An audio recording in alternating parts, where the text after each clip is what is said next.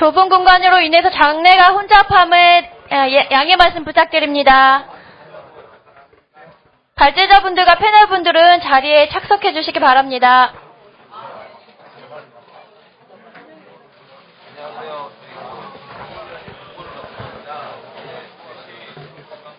(5분)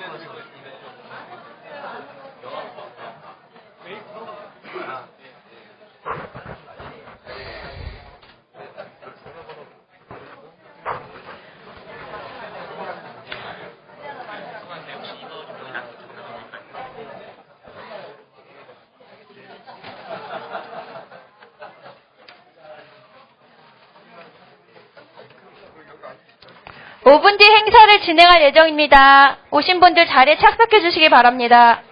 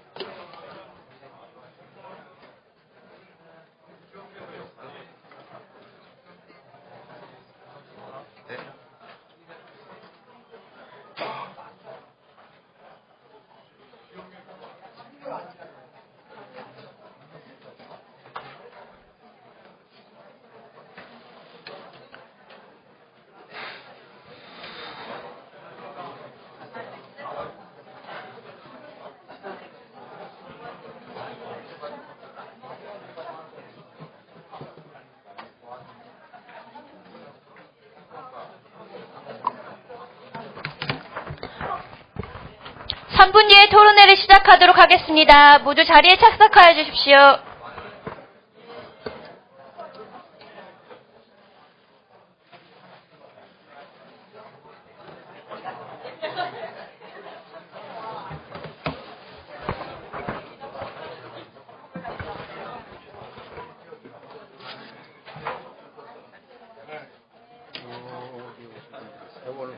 네, 이거 받았어요.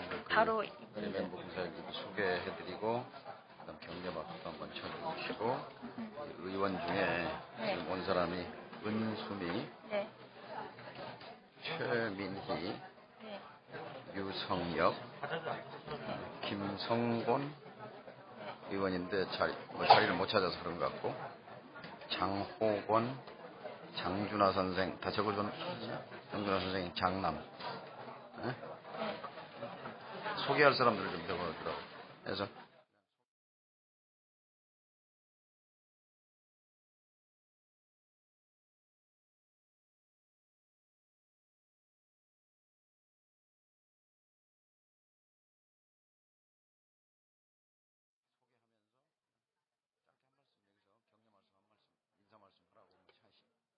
이렇게 하는 게 좋죠. 의원들 명단을 여기 또 있네. 저 장병원.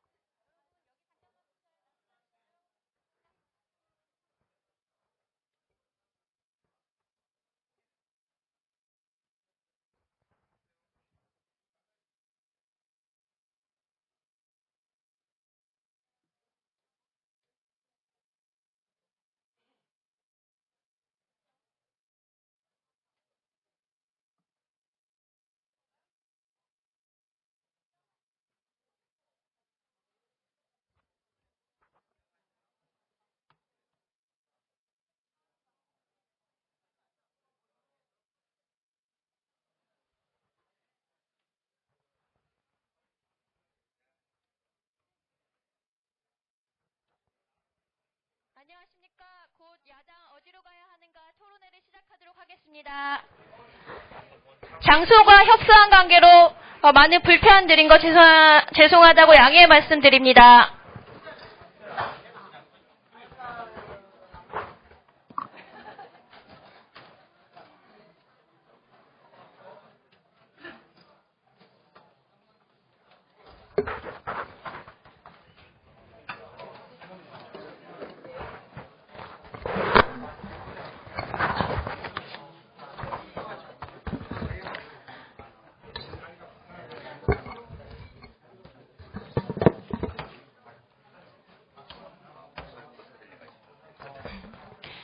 안녕하십니까. 저는 오늘 사회를 맡은 비례대표제 청년포럼 부위원장 김예리라고 합니다. 더운 날씨에 이렇게 먼 곳까지 와주신 한 분 한 분께 감사의 인사드립니다. 저희 장소 변경이 좀 있었는데요. 발제자분들과 여기 오신 분들이 서로 얼굴을 마주할 수 있는 좌석을 마련하기 위해 협소하지만 이곳을 마련했습니다. 양해 부탁드립니다. 우선 내빈 소개를 좀 하겠는데요. 여기 오신 국회의원님들 소개를 하겠습니다. 장병환 의원님 오셨는데요. 감사합니다. 김성근 의원님 오셨습니다.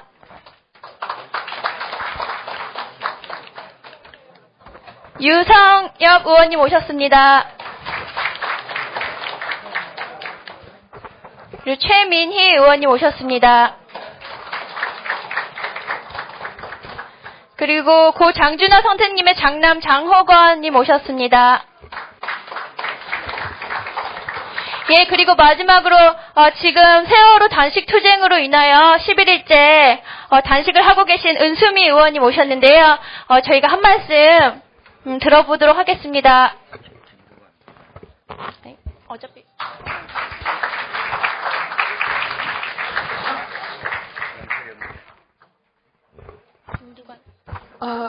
단식, 11일째 단식을 하고 있는 게 아니라 단식은 끝났고요.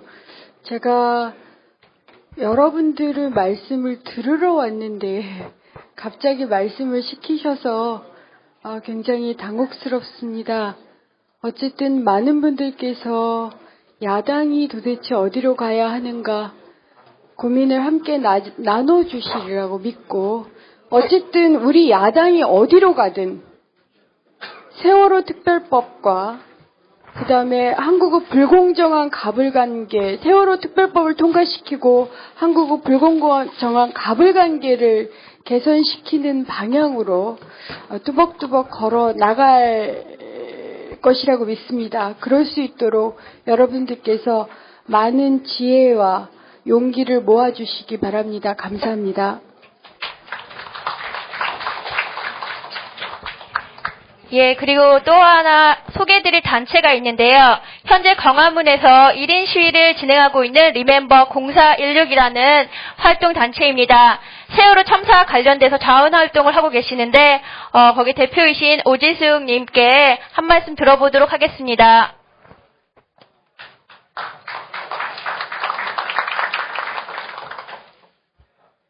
저희 회원들과 함께 야당 의원님들께 잠시 드릴 말씀이 있어서 이 자리에 나왔습니다.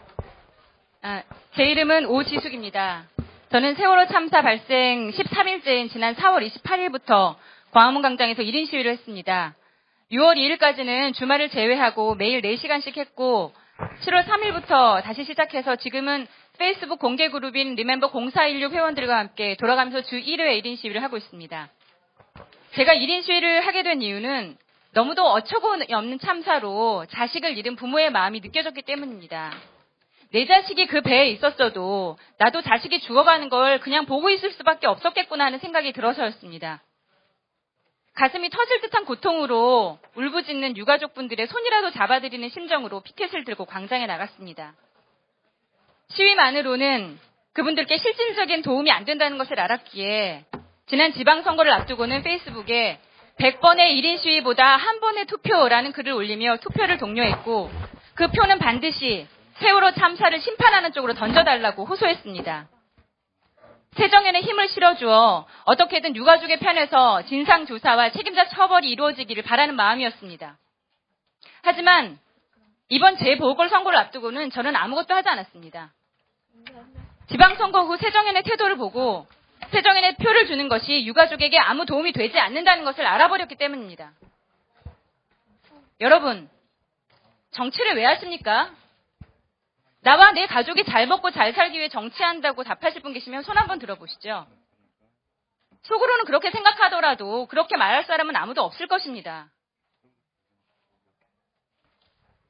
모두 국민을 위해서라고 하지 않겠습니까? 그런데 도대체 국민을 위하는 것이 뭡니까? 어떻게 하는 것이 국민을 위한 것입니까? 철들고 지금까지 한국사의 수많은 사건들을 겪어왔지만 세월호 참사만큼 많은 국민의 공분을 일으킨 사건을 보지 못했습니다.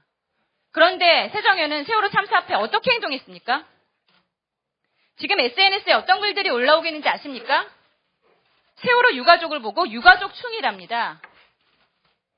기껏 의사자 지정 받으려고 100일 넘게 그 진상을 떨었냐입니다. 어이없는 참사로 자식을 잃은 부모를 어떻게 벌레라고 말할 수가 있습니까? 목숨을 건 단식을 두고 어떻게 진상 떤다고 폄하할 수가 있습니까? 이것은 명백한 명예살인입니다. 그런데 그런 글들의 원인을 제공한 것이 바로 새정치민주연합임을 여러분은 누구보다 잘 알고 계실 것입니다. 의사자 지정을 유가족이 강력히 요구했다고 말한 것이 새민년의 세월호 특별법 준비위원회 총괄 간사였던 전해철 의원입니다. 유가족이 언제 의사자 지정을 요구했습니까?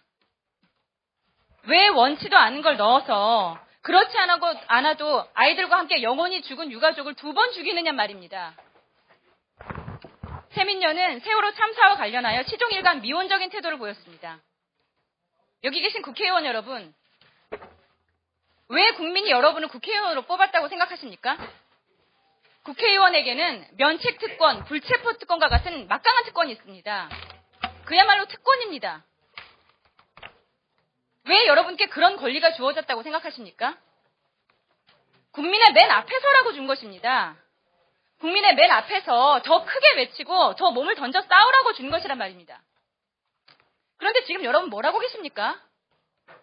국민의 뒤에, 그것도 맨 뒷줄에 숨어 있다가 앞에 있는 국민들 다 쓰러지고 나면 그들이 쓰러지면서 쟁취한 부산물들 얻어먹으려는 것으로밖에 안 보입니다. 아닙니까? 저희 리멤버 0416은 다음에 2가지 사항을 요구하는 바입니다. 첫째, 전해철 의원과 새정연 지도부는 세월호 참사 유가족에게 즉각 사죄하십시오. 유가족이 원하지 않은 특례 입학과 의사자 지정을 특별법 내용에 포함시켜 유가족의 의도를 왜곡하고 그로 인해 유가족의 명예를 훼손한 데 대해 공개적으로 사죄하십시오. 경찰의 무능이지 정부의 무능이 아니다라는 식의 말도 안 되는 소리 하지 마시고 애초에 실책을 저지른 전해철 의원은 물론이고 이를 감독할 책임이 있었던 지도부도 함께 사죄하십시오. 둘째, 세월호 특별법에 수사권은 물론이고 기소권도 반드시 관철시키십시오. 기소권 없는 수사권이 무슨 소용입니까? 백날 수사해봐야 검찰에서 기소 안 하면 그뿐입니다. 검찰이 진상조사위원회의 수사 결과를 무시할 방법은 수없이 많습니다.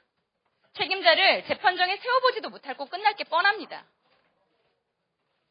개인적으로 저는 20차례 투표권을 가지고 지난 20년 동안 대선, 총선은 물론이고 기초의회 의원 선거까지 민주당 후보 이외의 사람에게는 한 번도 표를 준 적이 없는 유권자입니다. 민주당이 늘 마음에 들었던 것은 아니지만 그래도 거대 보수 여당에 대적할 만한 야당을 만들어야 한다는 생각과 목숨을 걸고 이 땅의 민주주의를 실현코자 한 민주당의 초기 멤버들에 대한 의리 때문이었습니다. 그런데 이제는 아닙니다. 민주당에 대한 실망은 갈 때까지 갔습니다. 앞으로도 계속 민주당이 세월호 참사에 대해 당리당략을 앞세워 미온적으로 나온다면 저는 나쁜 정당에 투표하지 말라고 하신 고 김대중 대통령의 유지를 받들어 앞으로 민주당에는 절대 표를 주지 않을 것입니다. 이상입니다.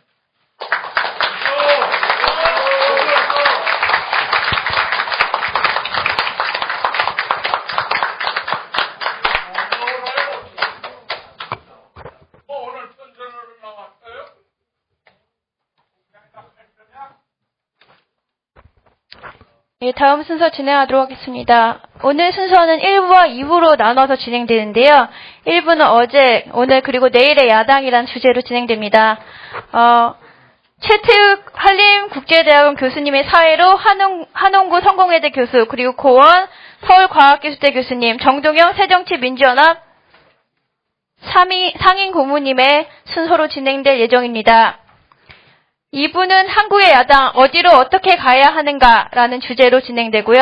10분의 토론자께서 5분 동안 발언하실 예정입니다. 패널 소개를 드리자면 김영춘 전 민주당 의원, 박성훈 후마니타스 대표, 백승원 변호사님, 유종일 KDI 교수, 이상일 제주대 교수님, 이현주 새정치민주연합 국회의원, 천정배 전 법무부 장관, 최원식 새정치민주연합 국회의원, 또한 최태욱 교수님의 5분 발언이 있을 예정이고요. 한 분 더 소개해드리자면 이번에 어려운 싸움을 마치시고 돌아오신 김두관 전 경남지사님께서 토론자로 참여하실 예정입니다. 이제 1부가 진행될 예정인데요. 저희가 대선, 총선, 그리고 6.4 지방선거, 7.30 재보궐선거를 거치면서 많은 아픔을 맛봤던 것 같습니다. 거기에 대한 반성과 진단, 그리고 계획이 있어야 할 것인데요.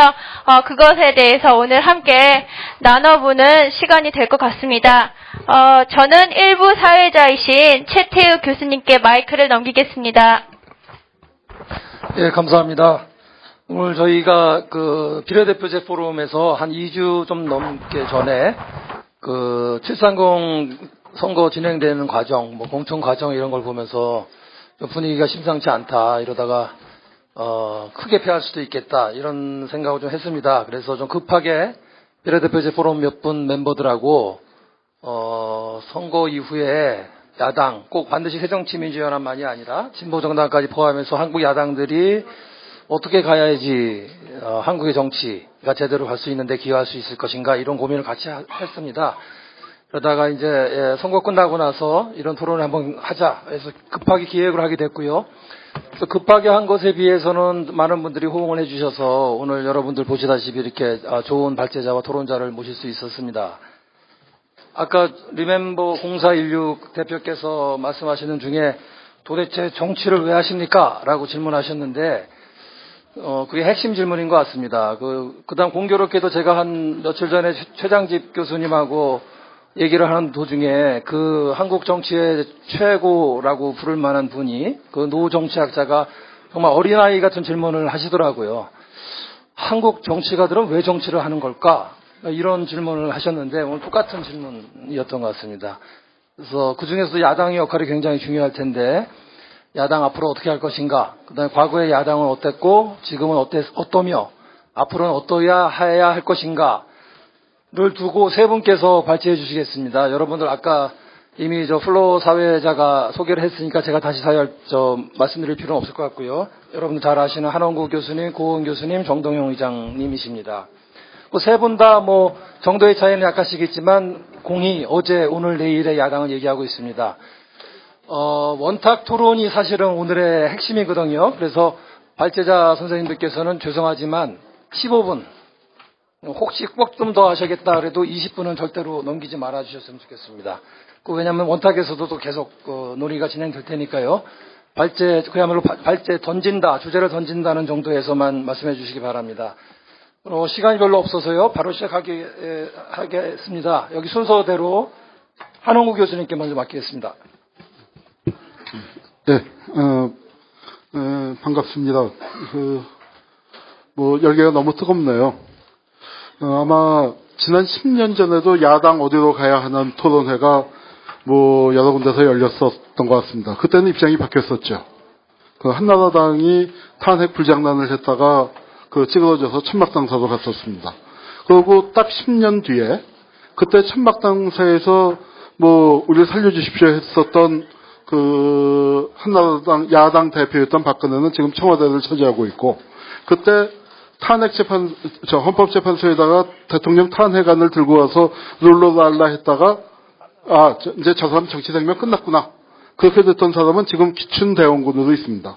10년이란 세월이 그만큼 강산 10년이면 강산도 변한다는 말이 있듯이 그렇게 처지가 변했습니다.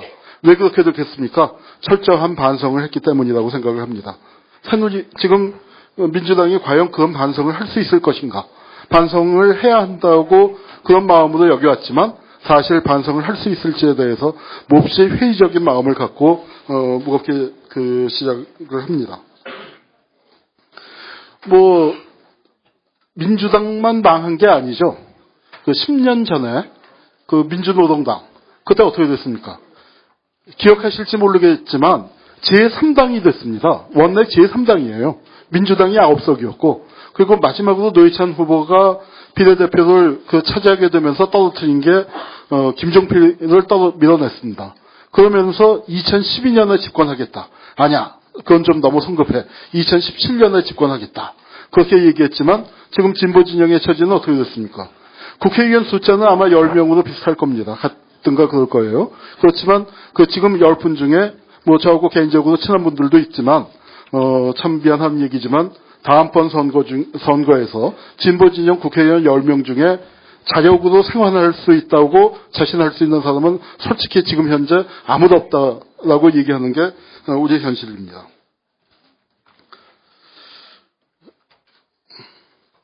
지금 그런데 민주당이요. 제가 역사 전공한 전문가인데 당 이름이 늘 헷갈립니다. 이 원고 작성할 때도 정말 나중에 작성해놓고 이때가 무슨 당이야 하고 할 정도로 그렇게 당명만 바꿨습니다. 이름만 바꾼다고 뭐 됩니까? 장명소나 돈 벌죠? 근데 역설적으로 지금 새정치민주연합이죠. 새정치민주연합이 지금 129석인가 130석인데요. 역대 야당 사상 최대 정당입니다. 그런데 지금 최악의 위기죠. 삼선 개헌 때요. 그때 신민당 의석수가 지역구는 40석이 안 됐고요. 다 합쳐서 40석 조금 넘었습니다. 그런데 아무도 신민당이 존재감이 없다는 얘기 저 들어본 적 없었습니다. 그런데 지금 130석, 그때 3배 이상의 의석을 가졌는데 존재감이 없습니다. 3당 합당을 했었죠. 그래서 민자당이 출연했을 때 국회 의석수가 299석 중에서 220석이 넘었습니다. 그때 평민당 의석수가 70석 정도밖에 안 됐습니다. 그런데 거기서부터 시작해서 7년 뒤에 정권교체 이뤄냈습니다. 의석수가 중요한 거 아니에요. 이번에도 의석수가 중요했다면 국민 여러분들이 한 석 한 석 민주당 많이 밀어주셨을 거라고 생각합니다. 밀어줘봤자, 의석 줘봤자 아무짝에도 쓸모없다. 너희도 혼 좀 나봐라. 이번에 응징입니다. 이건 심판이라는 말도 부족합니다. 응징이라고 저는 생각합니다. 응징 언제 제일 많이 당했습니까?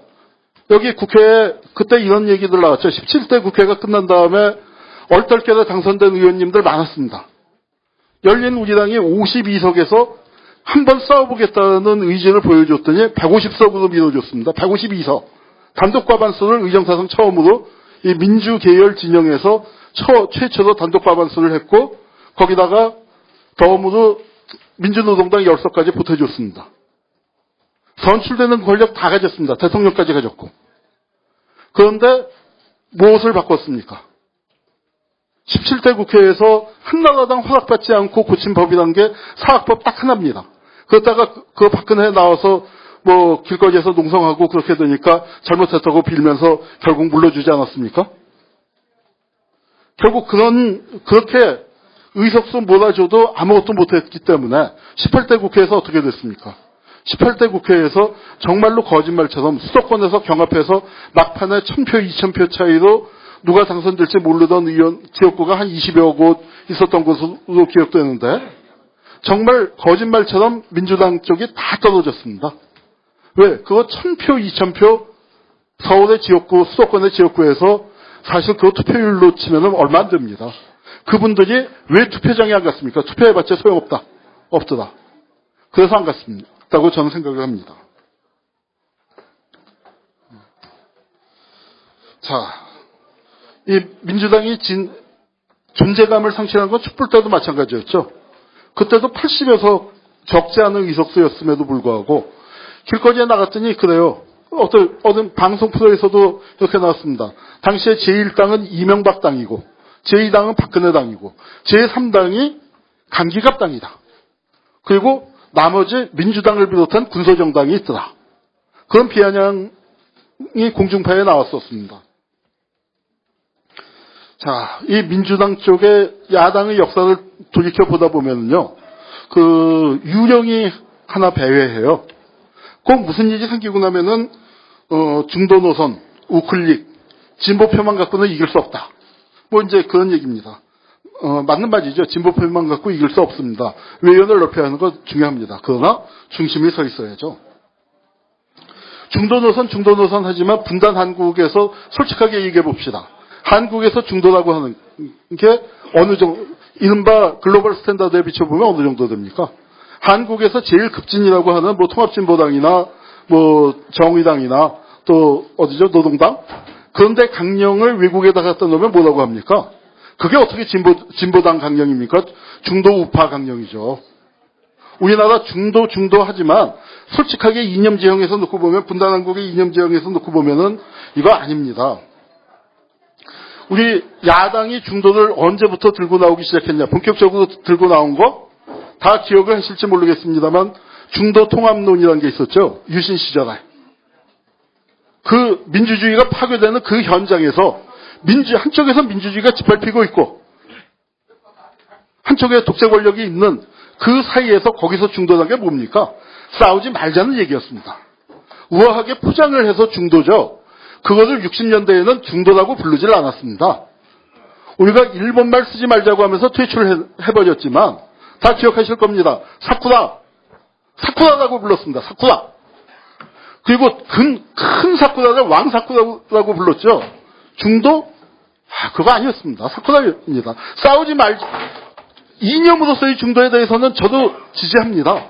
그런데 한국에서 중도의 용례가 이념으로서가 아니라 싸워야 할 곳에 싸우지 않는 비겁함을 감추는 야합의 용어로서 중도란 말이 쓰였는데 거기에 대해서 단호히 거부해야 합니다. 저는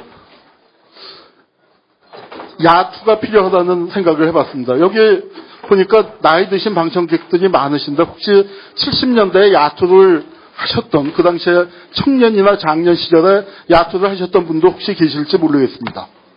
야투가 뭐냐면은 야당성 회복투쟁 동지회입니다. 오죽했으면 야당에서 야당성을 회복하자고 했겠습니까?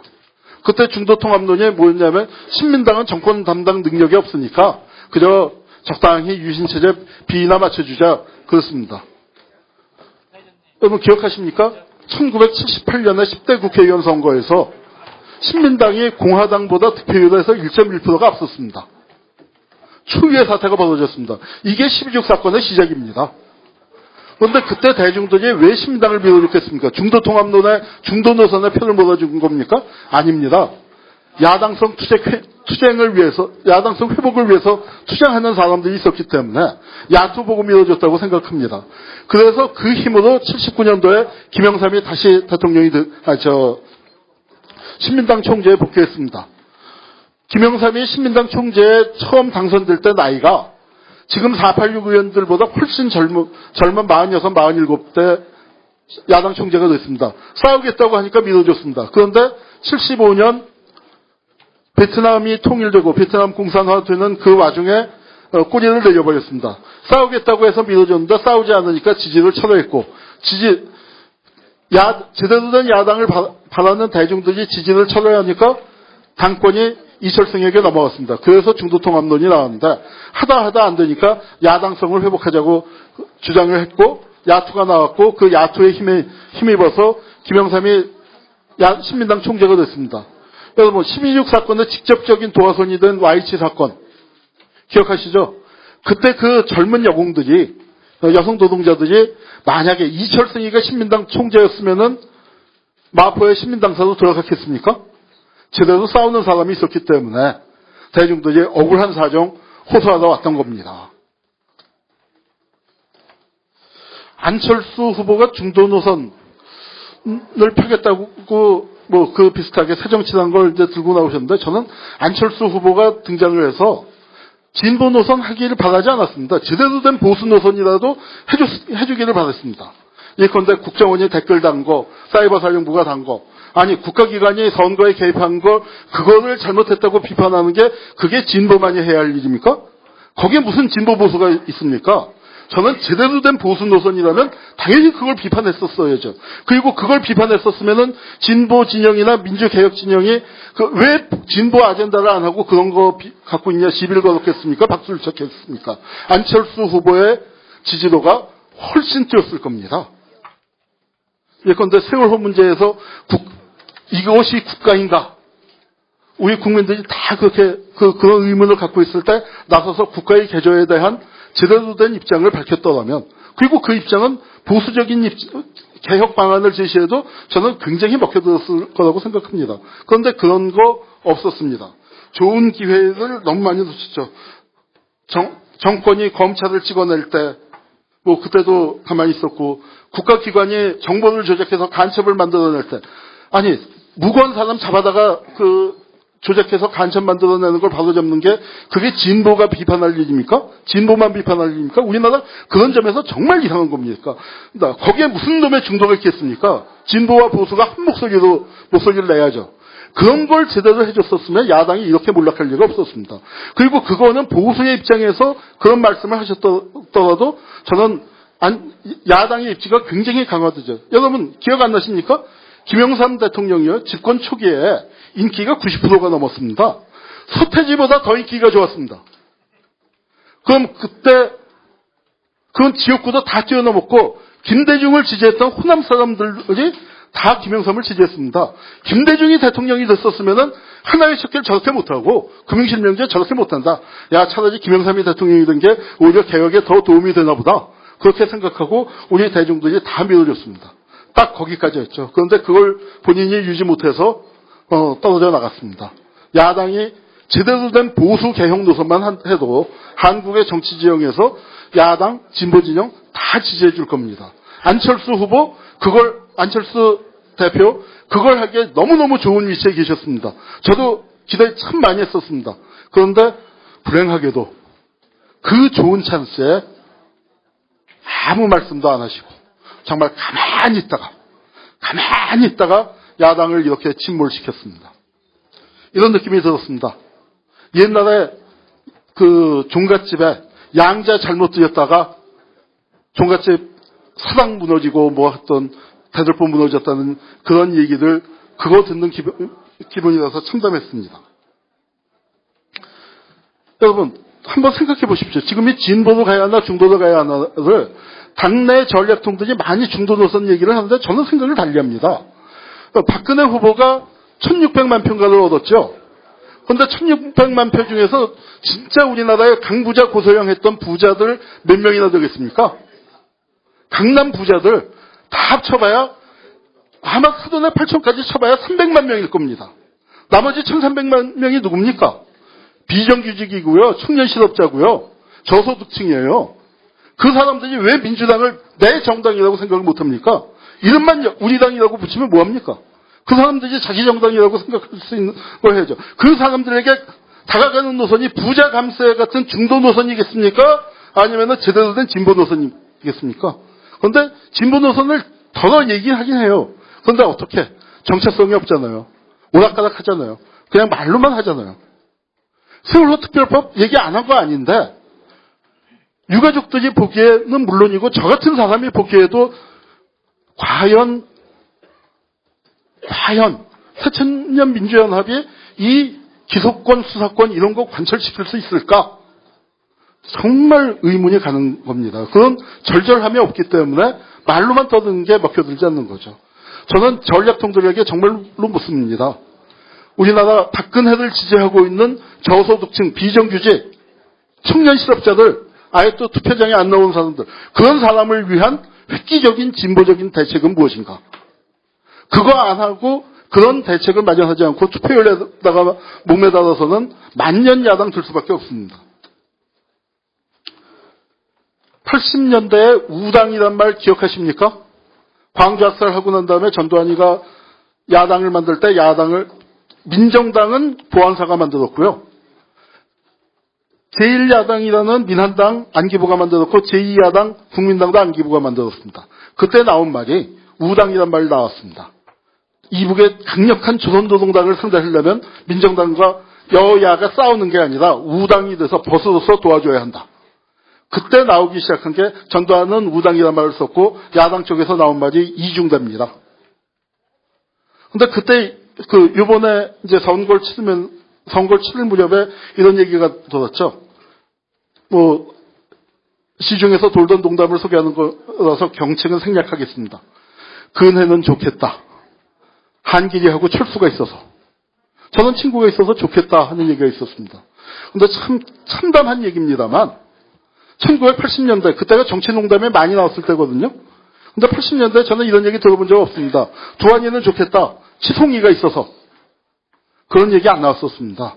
야당을 오죽 어떻게 했으면은 야당이라는 게 적어도 정권에게 부담을 주고 말 한마디를 하면은 좀 울리는 맛이 있어야 하는데 그런 거 없었으니까 그런 얘기 나오지 않았겠습니까?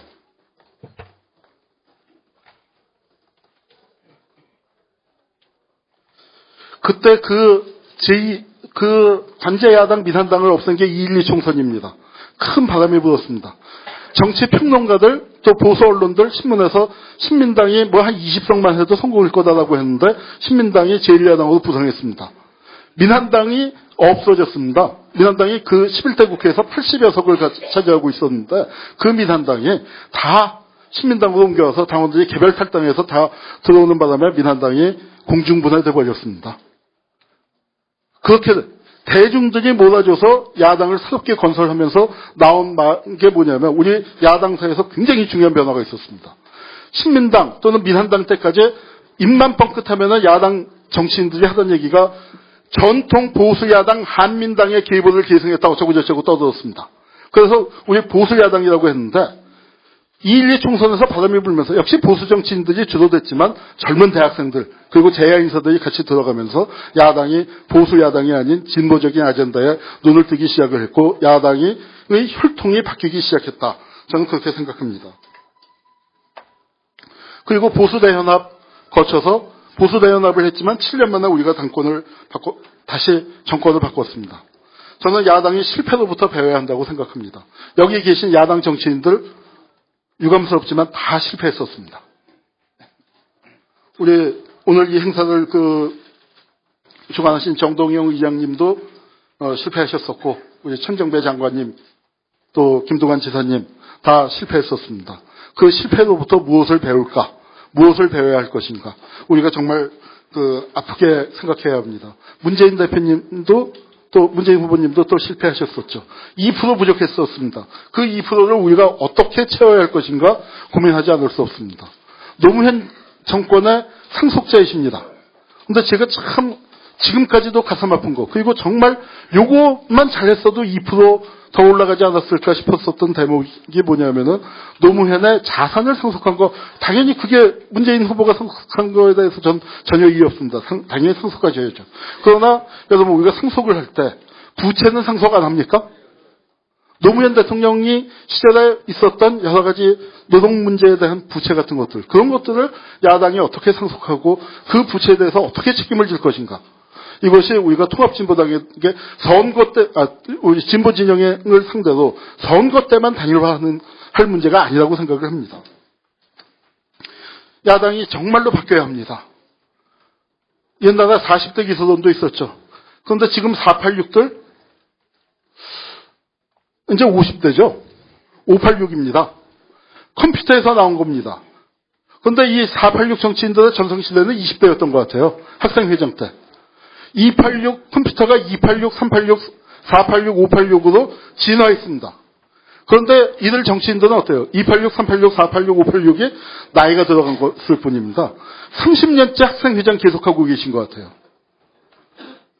천정배, 정동영 이런 분들이 올드보이가 아니라 그분들이 올드보이 아닌가 싶습니다. 저는 아직까지 우리 당내와 당 안팎에서 충분하게 받아들여지지 못해서 어려움을 겪고 계시고 있다고 생각합니다만 정동영 장관님 선거 끝나고 난 다음에 얼마나 바뀌었습니까? 가장 어려운 현장 한진중공업 쌍용 그 현장에 가장 많이 다니셨던 게 정동영 후보라고 그 생각을 합니다. 진작하셨으면 참 좋았을 텐데. 네. 자, 그래서 제가 그 대선배님이지만 농담을 드린 적이 있습니다. 아픈 만큼 성숙해지는 것.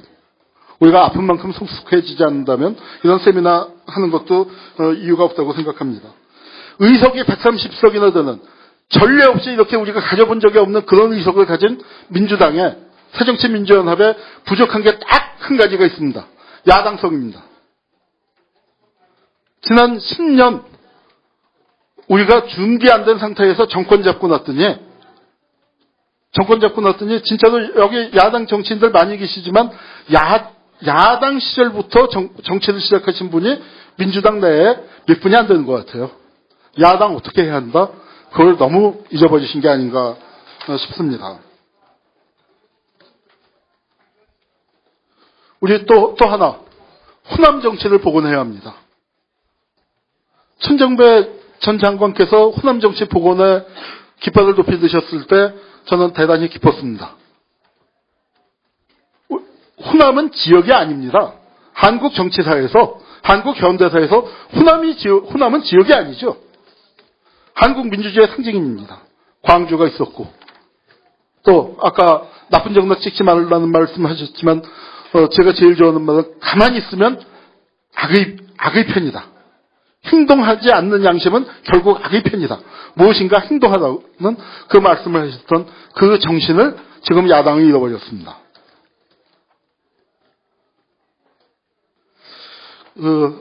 시간을 많이 썼는데요. 삼국지에 이런 얘기가 나옵니다. 유비가 조조한테 패해갖고 그 먼 친척인 유표, 형주성에 있는 유표한테 가서 그 식객으로 지냈습니다. 유표가 그래도 황족이 왔다고 해서 대접을 잘 해줬어요. 맨날 술 먹고 잔치를 벌였습니다. 그 처지가 괴롭다고 위로주를 맨날 냈죠. 그 유비가 하루는 변소에 갔다가 술 먹다가 변소에 가서 이렇게 앉아있다가 자기 허벅지를 내려다 보니까 살이 많이 붙었습니다. 그걸 보고 유비가 탄식을 했죠. 비육지탄이라고 합니다. 내가 전쟁터에서 말 달리고 다닐 때는 허벅지에 살이 없었는데 늘 말한장에 올라서 근데 이렇게 전쟁터를 안 달리니까 살이 붙었구나. 그러고 그 반성을 하고 났더니 유비의 눈에 무엇이 보이기 시작했냐면 적토마가 보이더랍니다. 적토마를 발견한 게 그 고사 뒤입니다. 그 적토마를 타고 달린 때가 제가 이 고사가 생각나서 찾아봤더니 그 땅 이름이 한자로 신야예요. 신야. 새로운 들이지만 저는 그것을 엊그제 보면서 이게 새로운 야당이라는 뜻이구나. 여러분, 대중들은요, 지금 우리가 의석만 드러난 게 아닙니다. 대중들은 한국의 현실 속에서 본다면은 대중들은 지금 너무너무 좋아졌습니다. 1대1로 붙어서 51대 49로 지지 않았습니까? 김대중 몇 %로 당선됐고 노무현 몇 %로 당선됐습니까? 민주정권 10년 동안에 정치인들은 허벅지에서 싸움의 근육을 잃어버렸지만 그래도 대중들은 10% 가까이 늘어서 거의 5대5 싸움 비슷하게 될 수 있습니다. 그 대중들이 누굽니까? 옛날엔 유비가 좋은 말을 찾아서 그게 적토마였지만 지금 야당에게 적토마는 이 깨어있는 시민들입니다. 자기 등에다가 말 한 장을 얹어달라고 하는 시민들 많습니다. 여기 계신 야당 정치인들이 제대로 야당성 회복하고 선명성 회복하고 결기를 가지고 싸우겠다고 하면 기꺼이 자기 등을 내줄 적토마들은 시민들은 여의도 바깥에 나가 보십시오. 세고 벌어졌습니다. 그런 분들이 야당 개혁하라고 하십니다. 어떻게 하시겠습니까? 야당 개혁해서 적토마 타고 한번 달려보시지 않으시겠습니까? 저는 적토마의 울음소리가 정말 듣고 싶습니다. 네, 감사합니다.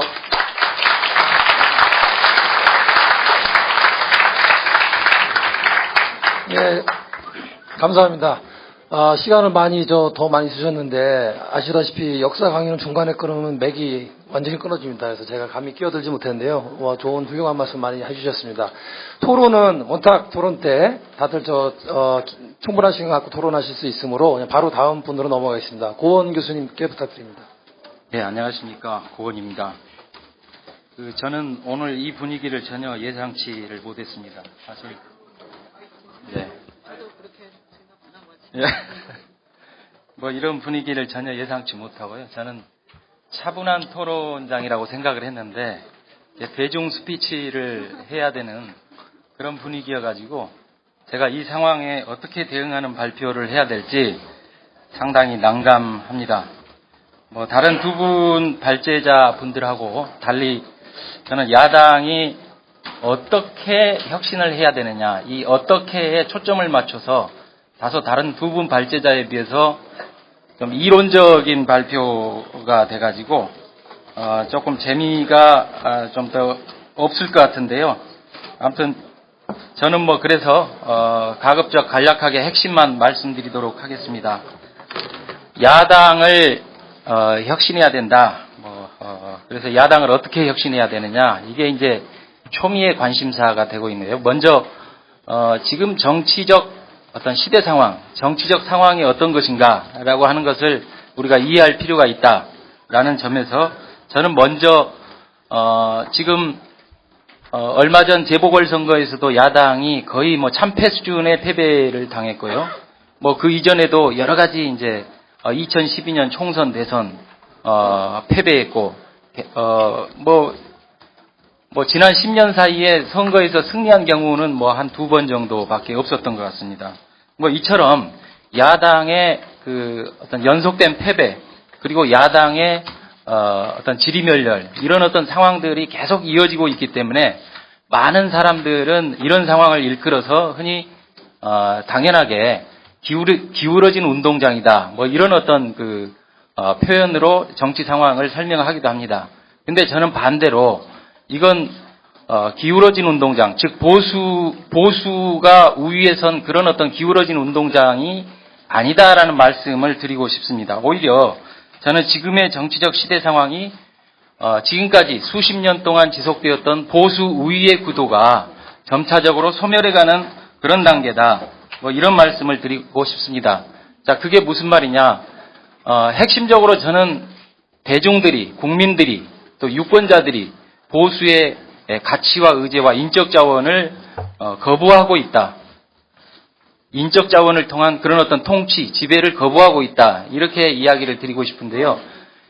단적으로 뭐 예를 들어서 이명박 정부 이후에 박근혜 정부에 이르기까지 뭐 여러 가지 개각, 뭐 조각, 뭐 이런 인사들이 있잖아요. 근데 이런 인사들을 할 때마다 인사파동이 일어나죠. 인사파동이 왜 일어나느냐? 이건 그 어떤 보수적인 인사들 중에서 이제 뭐 이렇게 장관도 뽑고 차관도 뽑고 뭐 청와대 강요도 뽑고 뭐 이렇게 될 텐데 뭐 이 사람들이 옛날에는 뭐 그런 대로 양호했는데 뭐 지금 갑자기 허접해졌다, 뭐 이런 건 아닐 거예요. 옛날에도 그렇고 지금도 그렇고 똑같을 텐데 왜 문제가 되느냐 하면은 지금에 와서 대중들이 보수의 인적 자원에 대해서 너희는 아니다, 이제는 아니다라고 거부하고 있는 거라고 생각을 합니다. 그래서 이제 그런 게 여러 가지 다른 어떤 그 지표를 통해서 나타나기도 하는데, 거기 15페이지에 제가 설명을 드린 것처럼 가령 97년 야당으로의 수평적 정권 교체가 최초에 일어났었죠. DJ 정부가 출범했었고, 그때의 기본적인 여당과 야당의 구도, 보수와 진보의 구도가 6대4였습니다. 즉 지금의 야당이죠. 야당이 4였기 때문에 4고 저기가 6이었기 때문에 6대4로는 정권 교체가 안 됩니다. 그래서 뭘 했습니까? DJP 연합을 했습니다. 보수 분파와 연합을 통해서만 정권을 잡을 수 있었는데, 뭐 지금은 6대4의 구도가 아니라 보수와 진보가 대등한 1대1 구도로 일단 맞붙을 수 있다. 거기에서 뭐 한 2, 3% 차이로 이게 뒤지기도 하죠. 뭐 그 외에도 지난 4년 전의 지방선거, 2010년 지방선거에서 최근의 지방선거에 이르기까지 4년 동안의 중대선거의 양상들을 보면 주로 이제 거기에서 주류적인, 지배적인 의제가 되는 게 다 전부 이게 어떤 진보적 정책 의제죠. 무상급식, 보편복지, 경제민주화, 최근에 뭐 지방선거에서는 소통, 삶의 질, 사회적 경제, 이런 어떤 진보의 가치 의제, 이런 진보의 가치 의제가 오히려 어떤 지배적인 의제가 되고 있는 이런 등등의 몇 가지 지표를 통해서 볼 때 우리 사회가 소위 야당의 지리멸렬과 잇따른 패배에도 불구하고 실제 총량적 세력 균형에 있어서는 보수 우위에 지난 수십 년 동안 지속되었던 보수 우위의 구도가 점차 소멸하고 있는 단계다. 이렇게 봐야 된다라고 하는 것입니다. 자, 근데 그런 어떤 보수 우위의 구도가 점차적으로 소멸하고 있음에도 불구하고 왜 야당이 계속된 어떤 패배와 지리멸렬이 거듭되고 있느냐라고 하는 것은 그런 총량적 세력 구도에도 불구하고 야당이 정당 간 구도에 있어서는 새누리당보다 2배, 3배 무능하고 허접하기 때문에 그런 어떤 국민들의 뭐 정권 교체나 정치 교체의 열망에도 불구하고 잇따른 어떤 실망과 좌절의 그런 현상들이 되풀이되고 있다. 그래서 정당을 바로 세우는 것, 그 중에서도 야당을 바로 세우는 것이 정치혁신, 시대교체의 시발점이다. 뭐 이런 말씀을 드리고 싶습니다. 야당을 바로 세운다라는 것, 저는 이제 그것을 수권정당으로 세우는, 수권정당을 만든다. 이렇게 표현하고 싶은데요. 지금 야당은 사실상 수권정당이 아니죠. 수권정당으로서는 뭔가 5%, 10%가 어떤 부족한 그런 상황입니다. 새누리당과 비교해서도 그게 이제 어떤 여론의 정당 지지율로도 금방 표현이 되지 않습니까? 보통 때는 뭐 짧게는, 좁게는 뭐 5%, 10%에서 어떨 때는 뭐 이게 따블, 뭐 이런 어떤 그 정당 지지율의 격차가 말해주는 것처럼 정당 간 구도의 심각한 불균형 때문에 뭔가 이게 정치교체, 시대교체, 사회교체의 어떤 역사의 전진이 결정적으로 발목이 잡혀 있다. 자, 그래서 야당을 수권정당으로 바꿔야 되는데 수권정당으로 바꾸기 위해서는 무엇을 해야 되느냐? 조금 내용을 건너뛰어서요. 16페이지 아래쪽으로 가세요.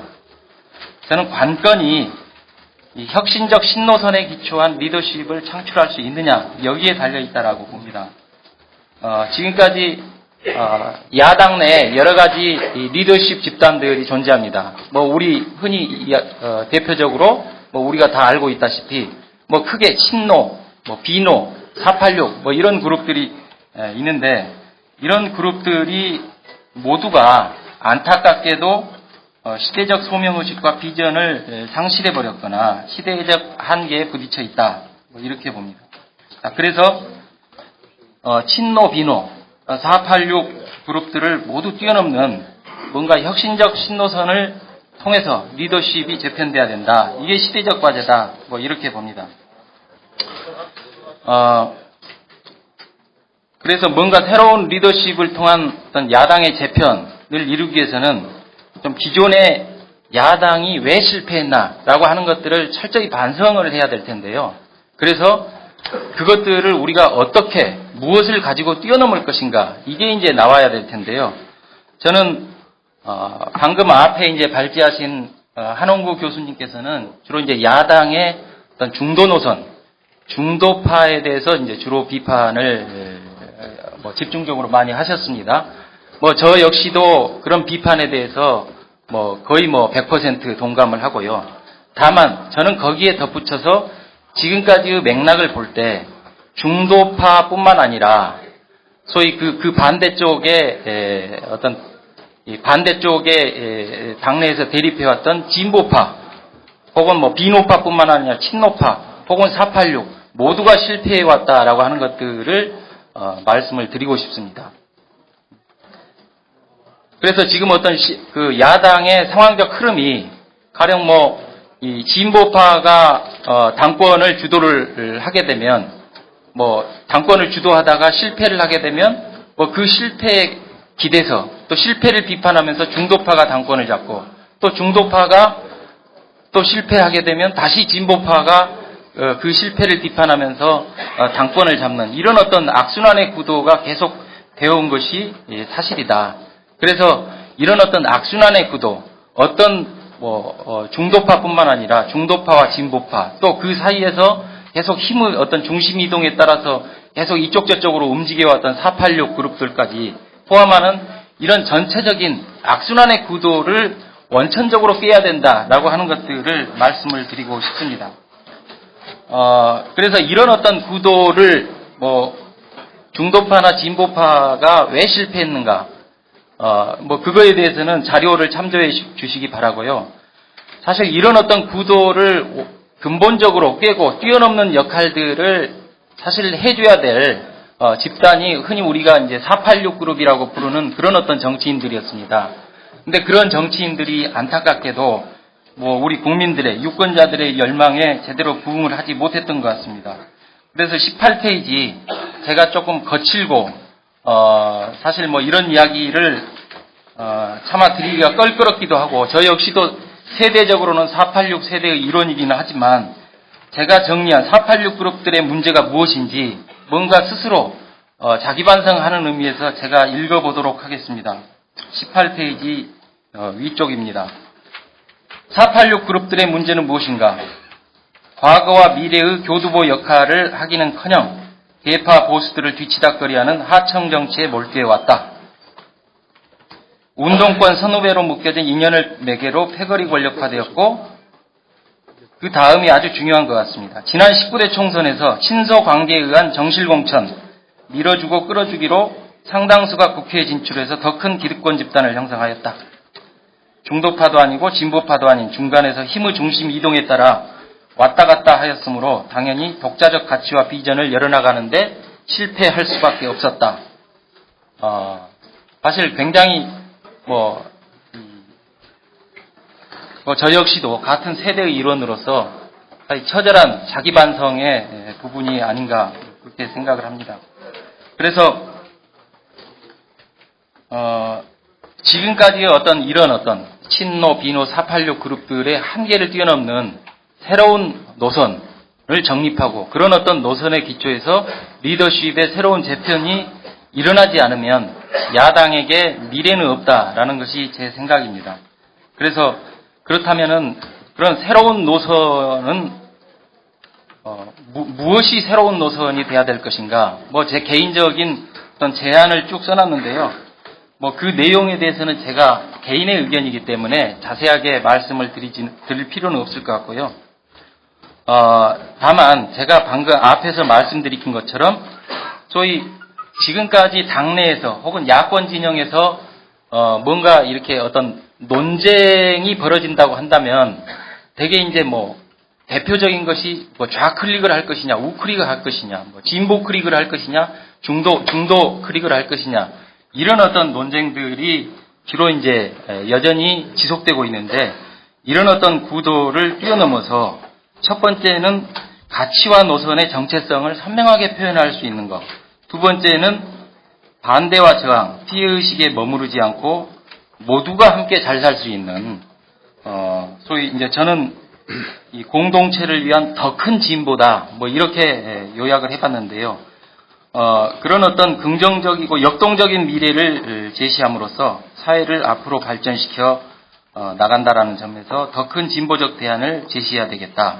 세 번째는 야당 역시도 여당뿐만 아니라 새누리당뿐만 아니라 야당 역시도 사실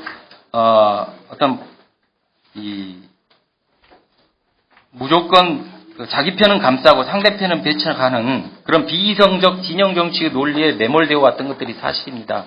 이런 것들을 타파해서 소위 민의에 따라서 정치 결정이 이루어질 수 있도록 그런 어떤 소통의 중요성을 끊임없이 강조해 나간다. 이런 어떤 세 가지를 담는 그런 어떤 새로운 노선들이 정립되고 그 노선에 입각해서 리더십이 전반적으로 혁신돼야 되겠다. 마지막으로 정당 혁신을 위해서 지금 정당 혁신이 앞으로 굉장히 뜨거운 이슈, 문제 관심사가 될 것 같은데요.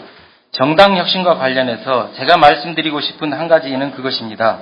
뭔가 정당 혁신을 위한 여러 가지 방안들, 의제들이 여기저기서 제시되고 있고 오늘 아침 신문에 보니까 또 많은 사람들이 또 여러 가지 이야기를 하셨더라고요. 근데 저는 적어도 그런 말씀들이 다 맞지만 그러나 그것들이 어떤 지역적이고 부차적인 수준의 또 그런 어떤 혁신 코스프레를 통해서 뭔가 혁신에 대한 압력의 바람들이 또 지나가면 엎드려 있다가 뭐 코스프레 하다가 또 뭐 살아나고 이런 식의 어떤 반복, 악순환을 차단할 수 있는 수준의 뭔가 지금까지 야권이 가져온 문제의 핵심을 보통 사람들이 이제 개파 패권주의와 생계형 정당이라고 표현을 하는데 이런 어떤 개파 패권주의와 생계형 정당의 기득권 구도를 뭔가 핵심적으로 숨통을 겨눌 수 있는 수준의 그런 어떤 의제들을 제시해야 된다. 그래서 그게 꼭 그런 수준의 의제가 뭐냐라고 했을 때 뭐 이게 여러 가지 토론이 필요하겠습니다만은 제가 한 4가지 정도를 제시를 해보았습니다. 20쪽 제일 밑에 부분인데요. 첫 번째, 지난 총선에서 소위 민주당이 굉장히 국민들이 굉장히 유리한 상황을 만들어줬음에도 불구하고 소위 정실에 의한 친소관계에 의해서 밀어주고 끌어주기에 의한 그런 어떤 공천을 하다가 결국은 공천파동으로 민주당이 무참하게 패배했죠. 총선에서.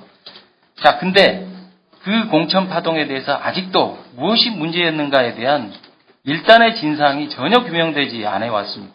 그리고 거기에 대해서 책임 있는 사람의 자기 반성이나 자기 고백 한마디도 없었습니다. 뒤늦게나마 이런 부분들이 제대로 처리돼야 되지 않겠느냐. 그래야 다가오는 2010년 총선에서 또다시 그러한 어떤 나쁜 전철들을 밟지 않을 수 있다. 그다음에 두 번째, 개파 패권주의와 공천담합 행위를 원천적으로 방지하기 위해서 지금 보면은 중앙당 지도부와 공심위를 내세운 그런 공천 방식, 이건 뭐 나눠 먹기고 뭐 이게 뭐 다 어떤 문제가 있는지 다 알죠.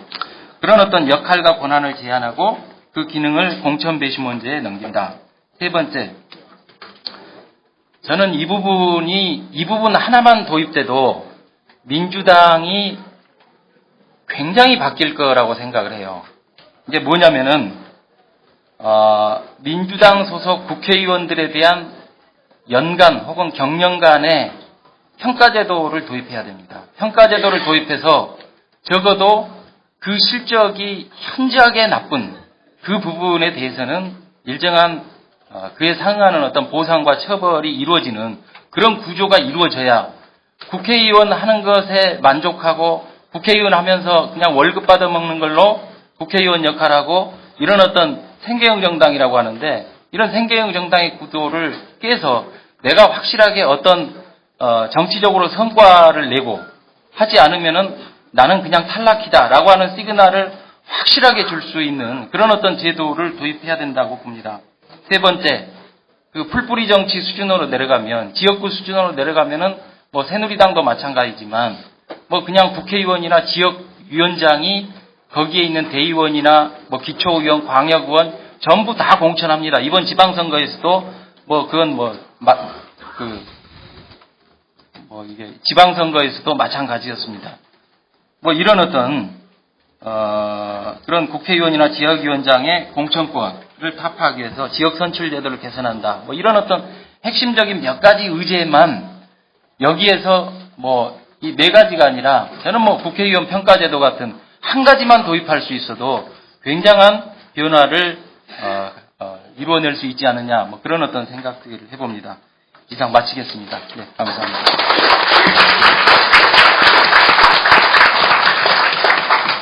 예, 감사합니다. 마찬가지로 원탁 토론 때 다시 논의하도록 하겠습니다. 정동영 상임 고문께 마지막 발제 부탁드립니다. 국회 세미나실에서 열린 토론회 가운데 오늘 자리는 굉장히 아마 특별한 의미를 갖는 것 같습니다. 학술 토론회 그런 자리라기보다는 정말 야당의 극적인 변화를 열망하는 그런 국민들의 뜻을 이 자리에 참석하신 분들이 대신 대표하고 있지 않는가 그런 생각을 합니다. 참석해 주신 분들께 평일날 오후인데도 이렇게 시간 주셔서 감사하고요. 특히 행동하는 시민으로서 세월호 유족들과 함께 눈물 흘리고 함께 행동하는 우리 엄마 부대라고 하긴 좀 그런가요? 리멤버 0416 우리 어머니들께 한번 박수를 한번 크게 보내주시면 좋겠습니다.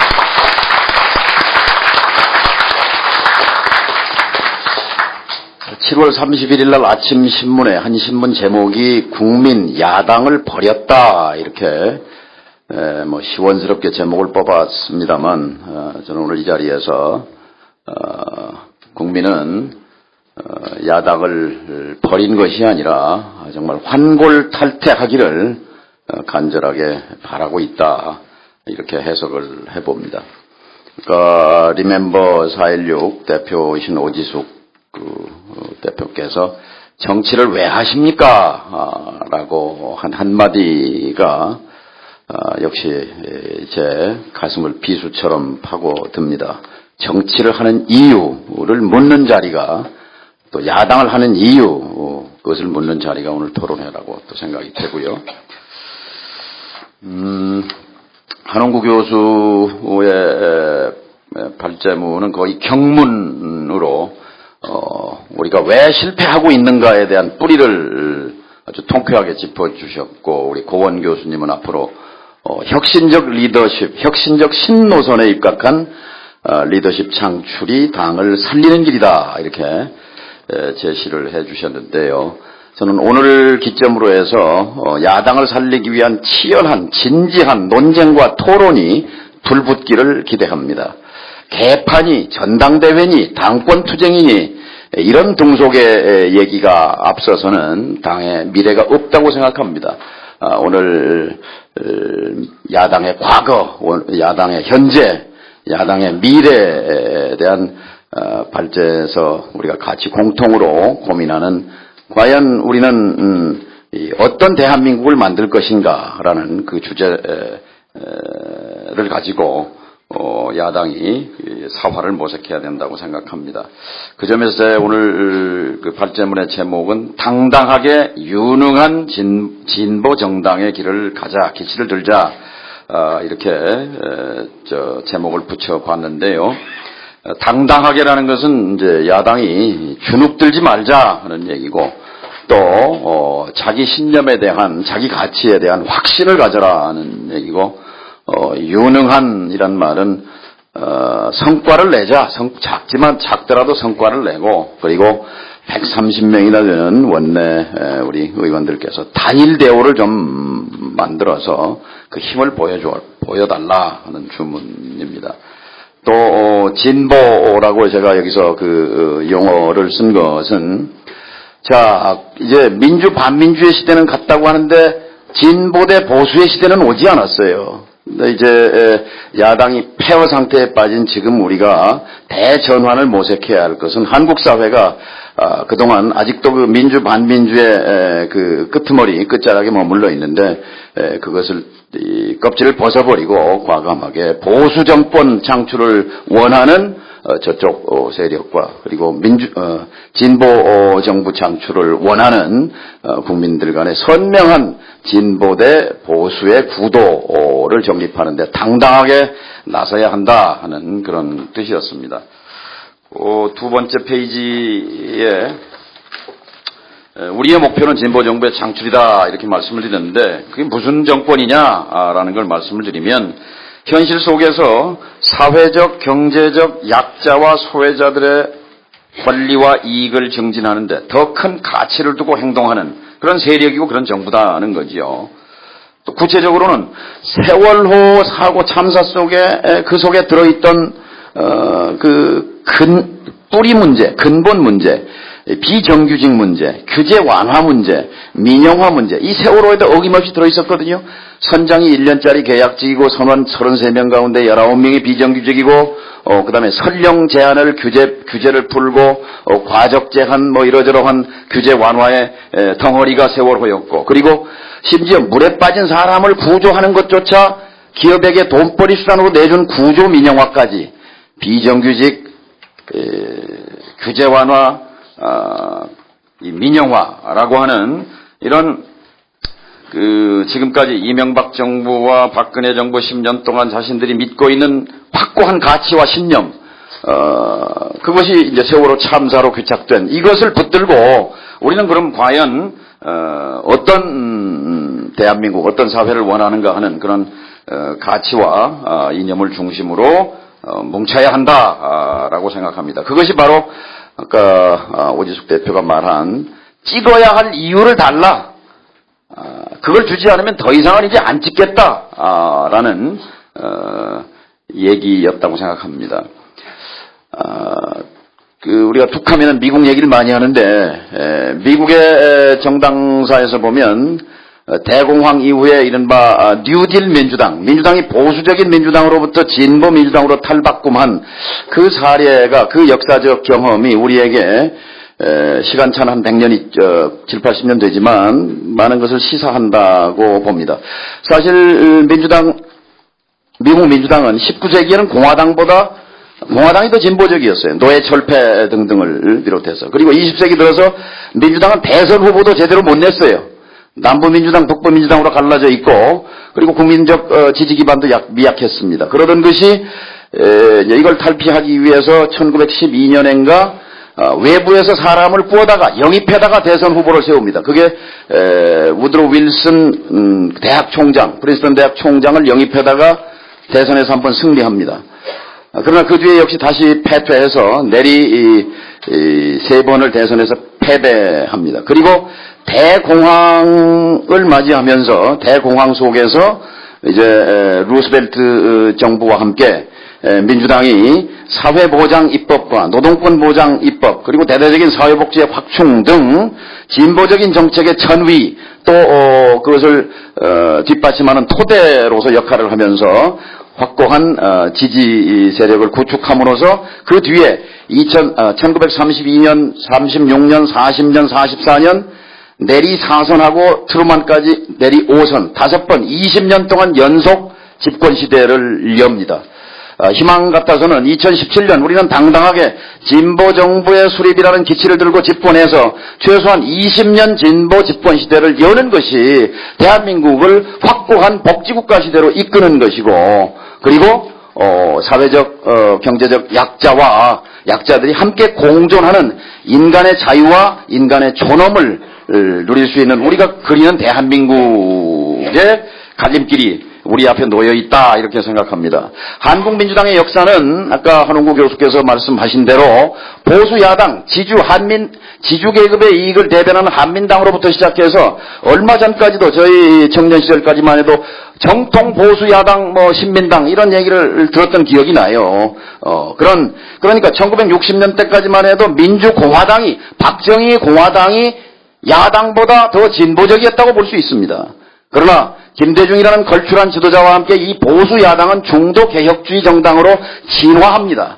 이제 대한민국은 IMF 이후에 20년, 87년 6월 항쟁 민주화 이후에 25년을 맞이하면서 이제 민주 반민주 구도를 완전하게 진보 대 보수의 구도로 대전환, 진화시켜야 할 그런 지금 고비점에서 민주당에 대한 응징과 탄핵이 이루어졌다, 이렇게 봅니다. 어디로 가야 살 것인가? 바로 당당하게 진보 정부 수립이라는 기치를 들고 가는 것이 이 비대위 체제에서 민주당이 모색해야 할 길이다, 이렇게 생각합니다. 이와 관련해서 우리는 지난 몇 년 전에 한미 FTA 투쟁을 좀 상기해 볼 필요가 있습니다.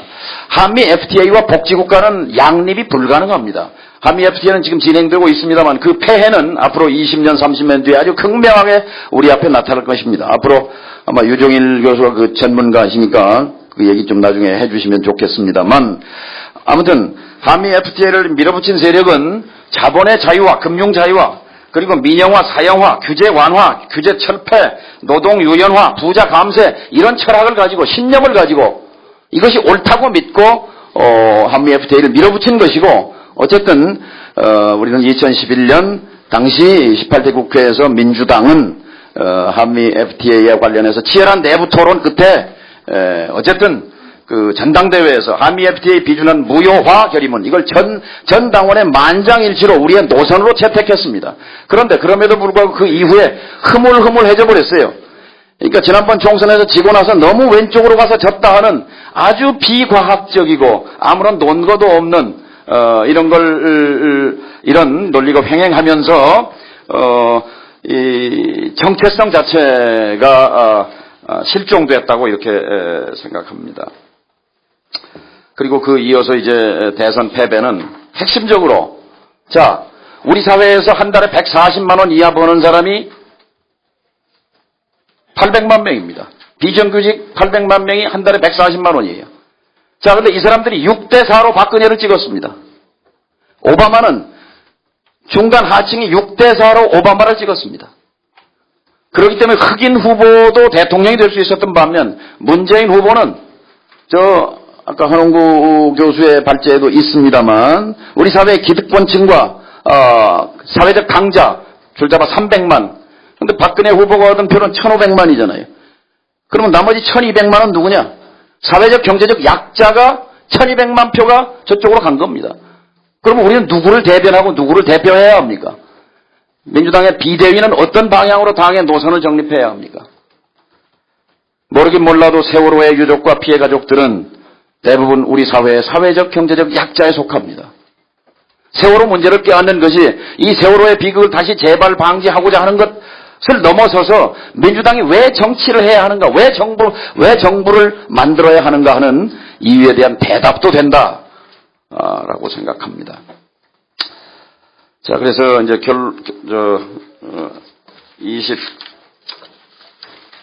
9페이지 그 결론으로 그러면 어떤 일을 어떻게 할 것인가 관련해서 이건 역시 우리 경험 속에 있습니다. 4년 전입니다. 2010년 8월 달에 당시 쇄신연대라고 하는 정치인 그룹이 당에 이런 당헌 개정안을 냈습니다. 당의 주인은 당원이다. 그러니 당원 주권조항을 헌법에 넣어라. 당의 헌법, 당헌. 그래서 민주당의 당권은 당원에게 있고 모든 권한은 당원으로부터 나온다 하는 이런 조항을 당헌에 명시할 것.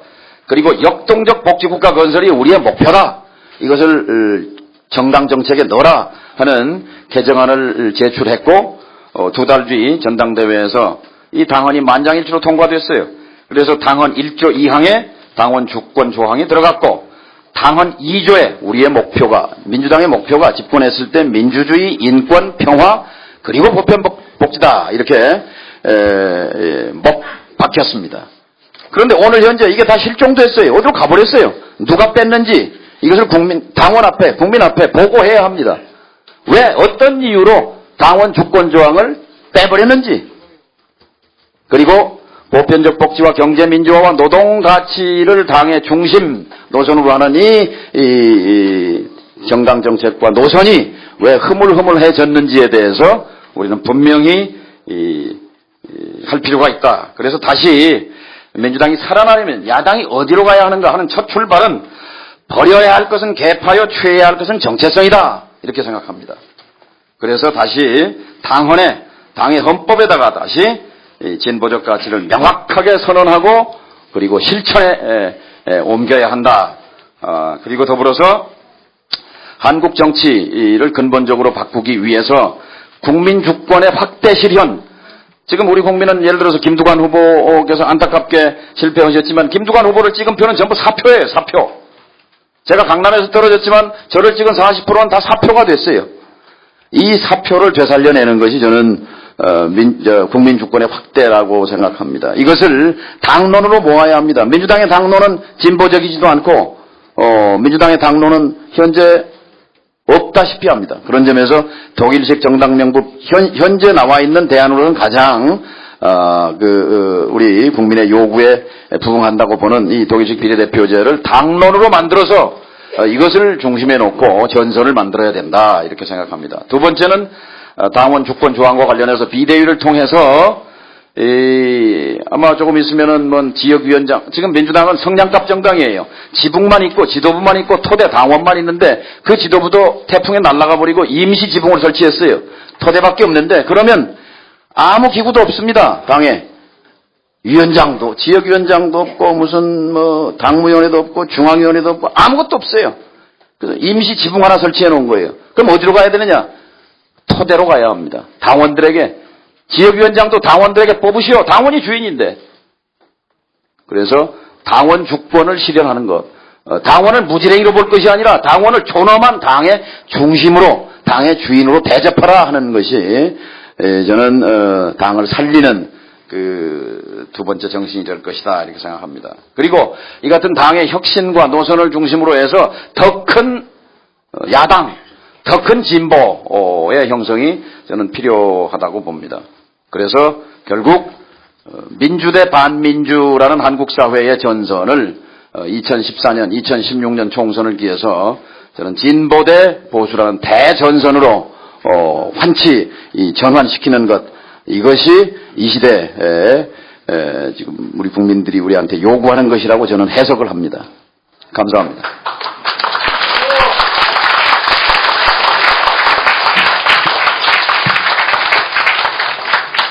네, 감사합니다. 당원 주권, 그다음에 국민 주권, 이 확대를 목표로 하는 진보 정당 새롭게 건설하자, 이렇게 중요한 말씀해 주셨습니다. 마찬가지로 원탁 토론 때도 세부 논의하기로 하고요. 저희가 이제 2부로 넘어갑니다. 한 5분 정도 쉬어야 될 것 같아요. 근데 중간에 좀 공지를 좀 해줄 게 있죠? 시간 관련돼서. 예, 저희 자료집 보시면 4시 반에 끝난다고 나와 있는 거 보실 수 있는데요. 시간이 조금 잘못돼서 정정해 드립니다.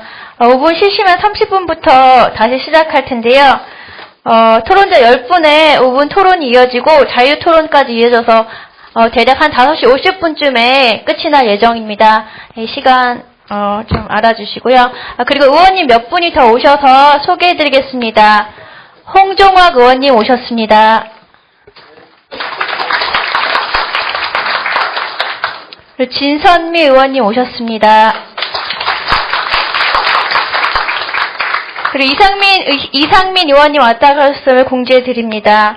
그럼 5분 쉬시고 30분부터 다시 진행하는 것으로 하겠습니다. 죄송합니다. 최원식 의원님 소개해 드리겠습니다. 아니, 초보자.